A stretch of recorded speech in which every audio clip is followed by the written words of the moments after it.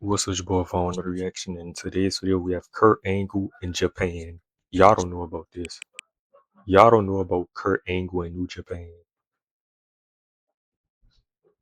What the fuck was that?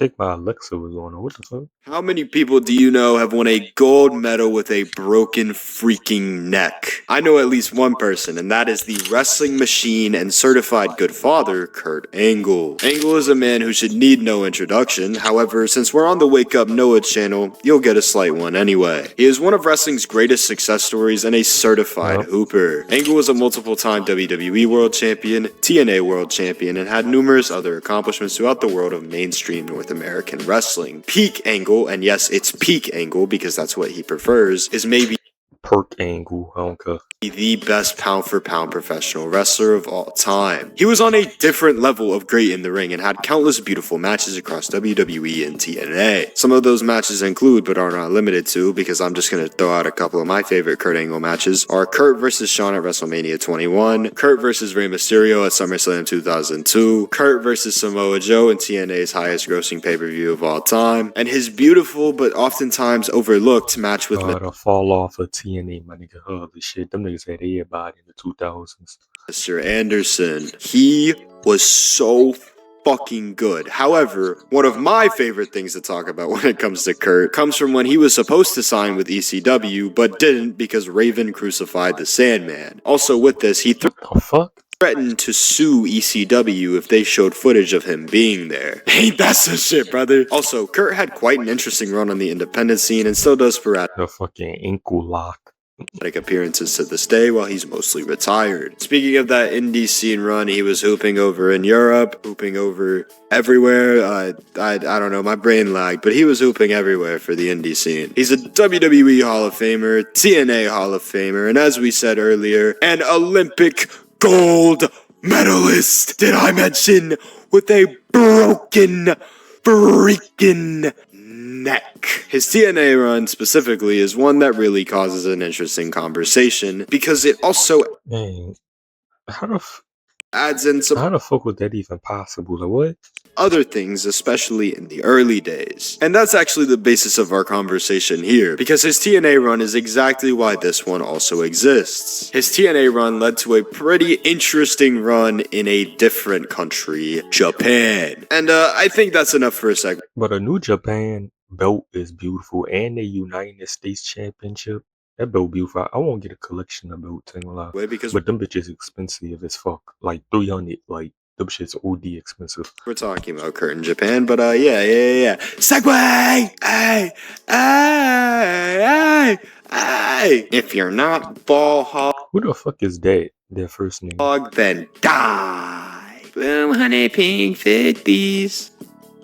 Hello, welcome back to the channel. We are once again back in action. I just clicked my pen. I don't know if the mic picked that up. How this video came to be was the fact that I put a poll up on my community tab, which you guys should pay attention to because I use it quite frequently. And this video won by a We got some amazing videos, by the way. Not many people. Well, there's a lot of WWE wrestling channels. I ain't gonna say pretty big, but you make some good retrospectives. Margin. A lot of y'all really wanted me to talk about this, so I'm gonna talk about it. And yeah, we're gonna skip a lot of the bullshit here, and we just gonna go ahead and we gonna rip that rubber smooth off, and we finna hit this shit raw. However, before we get into it, I do want to plug a couple things because I am shamelessly narcissistic, and I love to plug anything I can whenever I can. Because again, follow me on Instagram because I'm pretty damn cool. Anyways, we finna go in raw here, so thank you for joining me as today we take a look at Kurt Angle's time in Japan. Is he the real shooter like Finn Balor? I don't know. The Forbidden Door is a concept that has been a frequent topic of discussion over the recent years, and it seems like everyone knows about it now. The idea of someone in one company popping up in another through the theoretical Forbidden Door. One of the earliest examples of the Forbidden Door being open, but far from the first was when TNA and New Japan Pro Wrestling began a working relationship and partnership in 2007. That's actually very important for this video, but it's one of the most interesting things to look back on now, and the way their relationship ended was surely something. Shout out Kazuchika Okada, bro. This partnership led to very notable TNA names being featured prominently in Japan. They almost all had a spot on the promotion's prestigious Wrestle Kingdom show. Some names included, but surely were not limited to. I gotta go to Wrestle Kingdom. Like, oh man, I wish a nigga had money to go to what his name last match. Fuck, I forgot the nigga name.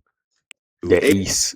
AJ Styles, Christian Cage, and Abyss. The partnership lasted a few years and led to a couple of interesting things, but TNA would ultimately fuck it up, as TNA always does, and it would lead to New Japan not liking them for quite some time. Once again, shout out Kazuchika Okada. Imagine having Kazuchika Okada and you give him that gimmick. This shit beyond me, boy. Back to the partnership and working relationship though, there was one name I forgot to mention, and maybe the greatest TNA wrestler of all time. Kurt Broken Freaking Neck Gold Medal Angle at the peak of his ability, hence Big Angle. Oh sweet Lord have mercy, Kurt Angle in New Japan. So baby, let's take a trip. No Uno the activist. This is perhaps Kurt Angle's hidden gem run. It's not a complete unknown thing, but it's often overlooked, but is one of those things that is an overall testament to just how good Kurt really was, especially around this time. He had a couple matches over there and had an IWGP title victory, which was the third belt. The victory for that title, however, was not under the New Japan banner and actually took place in Antonio Inoki's IGF promotion. Oh, and by the way, in 2014, IGF hosted 2 shows in Pyongyang, North Korea. The more you know, I guess.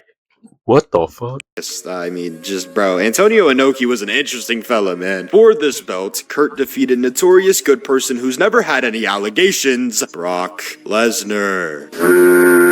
Yeah, Brock Lesnar ass out of wrestling. Why he still wrestle, bro? Like you don't got no other jobs and nothing, Brock. You don't get into acting and nothing. Like get your ass out this business, son.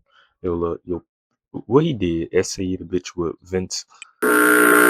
And while speaking of IGF, Angle only worked 2 matches over there. The Brock one and then a match against Kendo Kashin. That shit had to have banged. Also, we'll speak on the Brock match in a second, but before this though, the big Kurtatron had a match for New Japan. Fucking Brock in New Japan? What the fuck? And this is before any of the IGF matches, because I think this was in February, if my sources are correct. And it was a tag match that saw Kurt Angle and Yuji Nagata defeat Giant Bernard or Tensai. Giant Bernard. That nigga look familiar. Don't that nigga work like behind the scenes with WWE now? That nigga look mad familiar. I seen that nigga in Speed video. Speed Goes Pro. Like that nigga was teaching Speed how to fall on the mat and shit and teaching him the basics of wrestling. Travis Tomko. Kurt has spoken on this match a time or 2 in interviews and overall is pretty positive about his time in Japan due to their working style. He talks very highly of guys like Muta, Tanahashi, and Shinsuke Nakamura. Okay, so I be jumping around topics, y'all know this, but to come back to the Brock match, this only happened because the only person Brock would lose to and drop the strap to was Kurt. He really pulled the, that's not gonna work for me, brother. This shit crazy, man. To be honest, watching that match, it low-key looked like Brock was phoning in the whole match as well, and it's not nearly what you'd expect. Okay, so now that we're done bouncing all over the place, we are fully talking about New Japan. He had a couple of defenses of the third belt and really fit right in with the guys around him. It's almost a given that a guy like Kurt Angle would fit perfectly in a company like New Japan. It's just one of those things that makes sense. The stiff and aggressive style fits the style of a guy who allegedly sucks, but doesn't really. The man who likes to play with boys in a man's world, or whatever he said. The most notable... What the fuck? You got that quote completely wrong. I don't think that nigga ever said that shit. Hold on. The event for Kurt in Japan was the Wrestle Kingdom 2 show in Dave Meltzer's favorite building ever, the Tokyo Dome. On this show, he would face Yuji Nagata, which was a fairly highly appreciated match by Kurt himself, and he has talked about it in a very positive light. However, it wasn't just a match with Nagata. He also came out and confronted the winner of the main event, Shinsuke Nakamura. How old is Shinsuke? Damn, that nigga been around for years. Damn, how old is Shinsuke? In his 40s?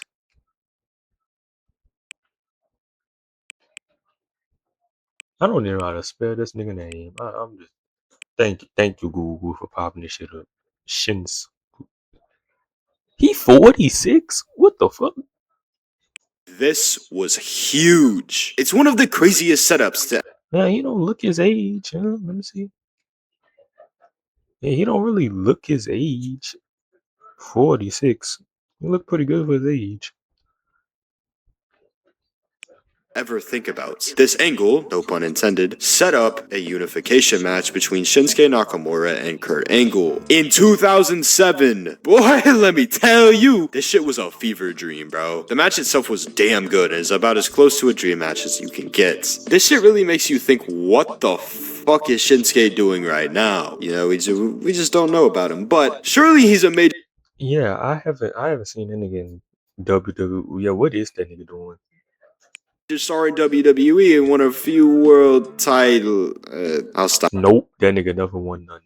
Stop right there. To talk a little more about some other matches, Angle shared the ring with a lot of guys and had a few moments with Hiroshi Tanahashi. Angle versus him.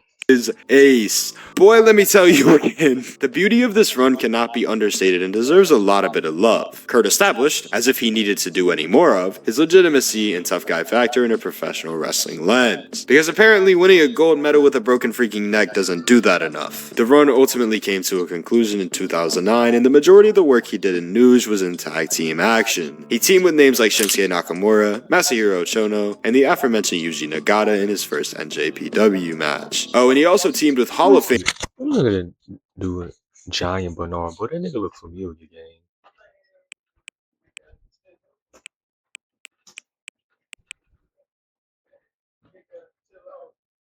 Yeah, this nigga work. Don't this nigga work behind the scenes with WWE? Matt Bloom. Yeah, Matt Bloom. Yeah, Matt Bloom. That tattoo ain't real, right? That nigga really got that shit.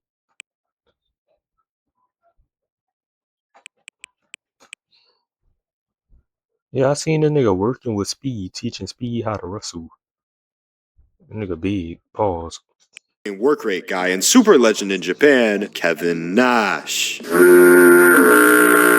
The working relationship between New Japan and TNA would end in 2011 because, you know, Okada, so we never got to see any more Kurt Angle matches in New Japan. However, what we did see was beautiful, and it's kind of crazy to look back on, and I personally think that everybody watching this video should go back and watch a couple. It's one of those things like when Hogan was in Japan. People just like tend to up their game when they're there. It was short, but it didn't give a lot of content. But what it lacked in quantity, it surely made up for in quality. Put this all into perspective. In the prime of his career, Kurt Angle decided he would work in New Japan through the Forbidden Door and truly bust his ass there. This shit is a blessing amongst the wrestling world. And peak Angle sure as hell existed and was very much prevalent throughout it. The work rate, man, the work rate! And we all know that this wasn't... Yeah, how many matches this nigga was doing, bro? I seen a tweet how many matches AJ Styles wrestled per year. And gang, that shit was crazy early on in his career. That nigga was wrestling like 200 matches a year, 100 matches a year. What the fuck, bro? Best time of Kurt Angle's life, but damn was the entertainment he put out there spectacular. That's another thing that I think makes him that much better than everybody else. No matter what was going on or what he was doing, he was the personification of greatness. He carried the TNA banner on his back and was their most recognizable talent at the time of him being there. He really did it all, man, and he busted his balls throughout those years to give us an awesome body of work to look back on. I can almost guarantee you on this channel that this will not only be the time that we talk about Kurt away from WWE, because some aspects of his TNA and indie runs deserve to be dissected as well, because all of that shit is beautiful. To propose the question of is Kurt Angle more of a WWE guy or a TNA guy is an interesting one. I think it's obvious he's a WWE guy to the masses, and that's where he became such a major star. But in my heart of hearts, he's a TNA guy. I mean, to put his greatness into perspective one more time for you guys, he won a gold medal with a broken freaking neck. Kurt Angle's time in New Japan was absolutely beautiful, and it's something that deserves to be remembered forever and ever. Y'all know the video where he cuts the spaghetti with the scissors and his wife calls him lazy? Yeah, no, pal. Kurt's earned the right to do that. A broken freaking neck, I say! A broken freaking neck! Yeah, we get it, gang. We get it. How many times can I say that in the span of like 10 minutes? I don't fucking know. Thank you for joining me on this journey as we looked at Kurt Angle in Japan. Now to truly get about this hoe and transition out this video. Amazing video. Make sure to come subscribe and reduces. Let me see. What the fuck I want to look up? Oh, let me see if I can find all them AJ matches. AJ style.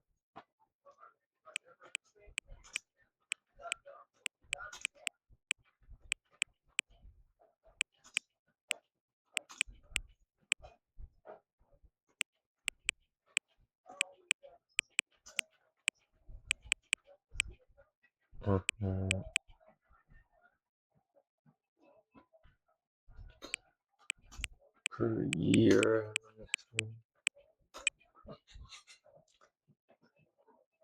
This say on God in 2012, this nigga wrestled 783 matches. That's cap. That's cap. 110, 2000, 110, 2000, wait, 124, 2010, 2011, 79, 2021, 71, 2019, 135, 2018, 155, 2017, 181, 2016, 185. Say, this the Instagram post.